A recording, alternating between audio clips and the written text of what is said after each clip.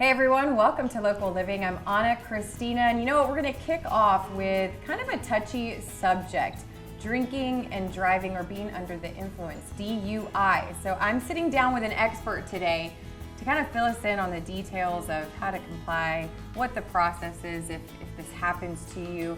Tiffany Duncan, thank you so much for sitting down with me today. Well, thank you so much for having me here. It's really great to be here and to have this discussion on a subject that people need to know about. Absolutely, I think it's so important. I see your face everywhere. I see you all the time. And so you are an expert in this particular field. These are the cases that you handle. And so I kind of want to break down first the Duncan Law Firm and how long you guys have been around and how long you've been doing this. Okay, well, yeah, Duncan Law Firm was in existence since 2008, 2009. I joined the firm in 2010 and became partner in 2012. And in 2015, my partner retired and I went ahead and took over the firm. So yes, you do. I get that a lot. You see me around town. That's right. And so let's break down DUIs. Most people think if I'm drinking that qualifies or could essentially cause you to get a DUI, but there's so much more than just drinking. True. First of all, very specifically, it's not against the law to drink and drive. Now that sounds crazy, I know, so stick with me, but it's just like, if you go to church and you take your little sip of wine, obviously it's not against the law, you're not going to be over the limit. So when you're looking at DUIs, what you're looking at is drinking to the point where you're impaired. It is against the law to drive after you're impaired, whether that substance be from alcohol, which is what we most commonly think of, or another substance such as illegal drugs or even prescription drugs. You can get a DUI from prescription drugs. And so what is the number one mistake you think that people were to make if they were to get a DUI? Well, first of all is driving after impaired, obviously. Right, don't do that. But if you were to find yourself in that situation, or somebody that you know, a friend, family member, a lot of parents bring in children, we all can make a mistake.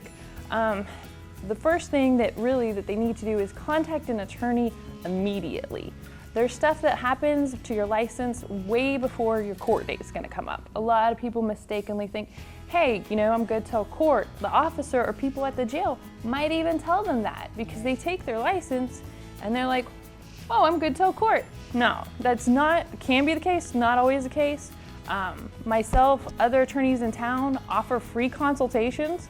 So, the first thing you should do after you get out of jail is call a lawyer. Definitely speak to somebody. And then one of the other things is you do have a couple of tips. If you were to get pulled over, how should somebody comply?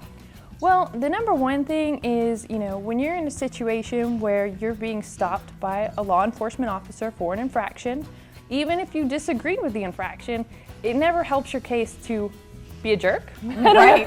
Say that. Plain and simple. The best thing that I like to tell my clients is comply at the time, fight it in court. Don't try to fight it on the scene. Right. Do what the officer says. Don't put yourself or anybody else at risk, especially in these times with what we're seeing. Just make sure, you probably don't want to say a whole lot. Just keep your battle for your lawyer in the courtroom. And you leave that to the experts like Tiffany. And when is it important to hire the lawyer? Well, actually hiring a lawyer, a lot of times that's not as immediate. If you want to get everything kind of lined up early on, best practice is to hire a lawyer before any court dates, really within the first few days after arrest. However, finances can be tough for people. So like I said, always make sure you consult with an attorney, see if they can work with you on payment plans. We have some payment plans available. But the sooner the better, but it's also never too late. Right. Well, thank you so much, Tiffany, for this. I know there's different levels of misdemeanor, felony, and so if you have questions or if you need more information, you can go to the information on this screen. Thank you so much, Tiffany. Thank you. All right, guys, don't go anywhere. When we come back, we'll have more on Local Living.